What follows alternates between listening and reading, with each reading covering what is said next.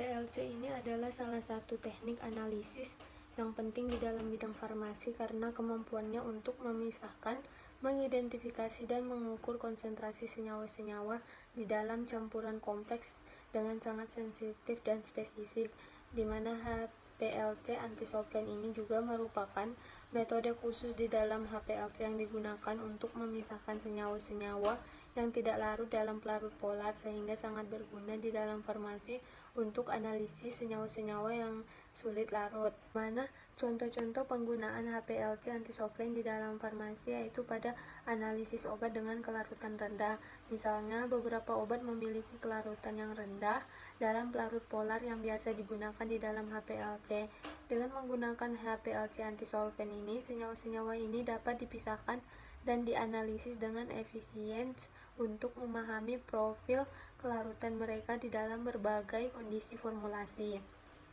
Dan juga di mana pada analisis senyawa-senyawa alam, beberapa senyawa alam yang digunakan di dalam obat-obatan tradisional atau sebagai bahan baku di dalam formulasi obat mungkin sulit larut di dalam pelarut polar, di mana penggunaan HPLC antisoplen ini juga memungkinkan analisis yang akurat terhadap senyawa-senyawa alam ini dan membantu di dalam pemahaman tentang komposisi dan potensi terapeutik mereka. Di sini saya mengambil contoh dari jurnal, di mana jurnal ini yaitu tentang penggunaan metode HPLC pada analisis jamu depot yang mengandung antalgin.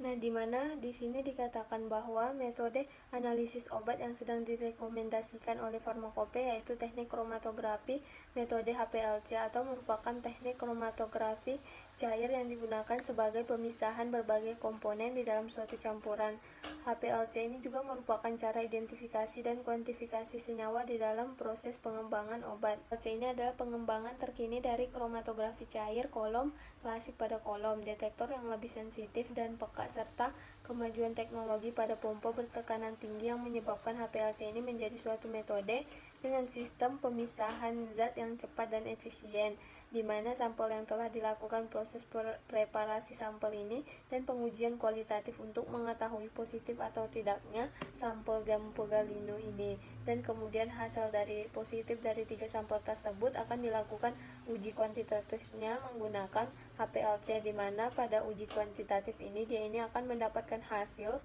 yang menunjukkan adanya kandungan cemaran antalgin di dalam sampel. Hasil tersebut ini akan berupa kromatogram dan luas area dari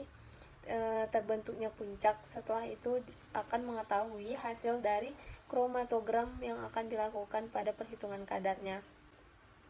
Di mana pemilihan metode HPLC ini dia ini cepat dan dapat diketahui dengan jelas hasil positif dan dapat menunjukkan persentase kadar antalgin di dalam suatu sampel. Hal itu karena HPLC ini memiliki kelebihan dan menjadi pilihan terbaik di dalam analisis dan proses pemisahan analit, di mana analisis dengan HPLC ini memiliki beberapa keunggulan, antara lain waktu analisis relatif singkat, volume sampel yang digunakan sedikit, dan dapat menganalisis senyawa organik dan anorganik serta kolom, di mana hasil kadar yang didapatkan dari pengujian dengan metode HPLC ini sudah tidak diragukan lagi karena dapat menunjukkan persentase yang akurat, di mana di dalam penelitian ini hasil 14,87% ini merupakan bukan hasil yang kecil namun besar di dalam konteks cemaran bahan kimia obat dalam suatu sediaan jamu pegalino. Nah, di mana kesimpulannya di bahwa penggunaan HPLC pada penelitian ini sangat berperan penting